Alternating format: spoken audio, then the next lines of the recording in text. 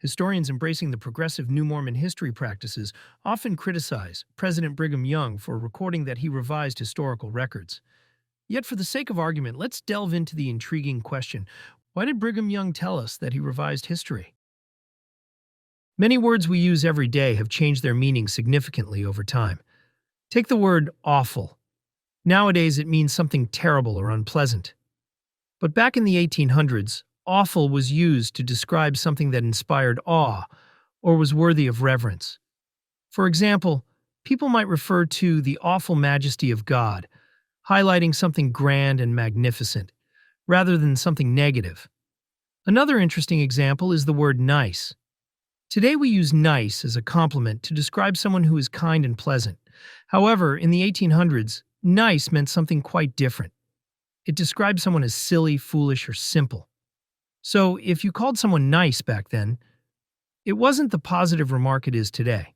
While the core meanings of some words have remained consistent over the past few centuries, the nuances and connotations associated with those words can evolve, leading to different interpretations of the same meaning.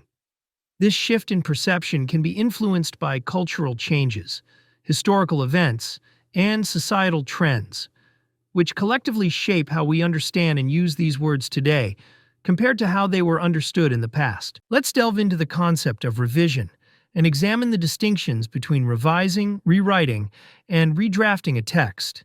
Revision actually means re-seeing. Revising is all about fine-tuning the text. You're keeping the story as it is, but improving the dialogue, descriptions, and flow. You're happy with the overall plot and characters, and you're just making everything better and more polished. Revision, to polish the existing story. The polishing stage includes a more detailed editing of mechanics, spelling, grammar, typos, style, and format. Rewrite, to restructure the narrative. Redraft, to create a new story from scratch. The term revise in the context of writing refers to the process of refining and improving the existing text without altering the fundamental structure or storyline. Revising involves enhancing elements such as dialogue, descriptions, and overall flow to ensure clarity and coherence. The focus is on polishing the language and fine-tuning the presentation while preserving the original plot and character arcs. Thus, revising is about making the narrative more compelling and well-crafted rather than changing its core essence. The term revise does not inherently mean to alter or fabricate history. Rather, it involves refining and clarifying existing records.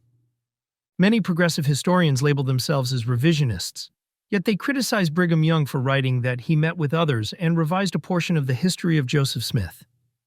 This contradiction raises an intriguing question about the nature of their critique. Brigham Young himself documented his efforts to revise the history of Joseph Smith, stating, "I commenced revising the history of Joseph Smith at Brother Richard's office. Elder Heber C. Kimball and George A. Smith were with me." President Joseph Smith had corrected 42 pages before his massacre.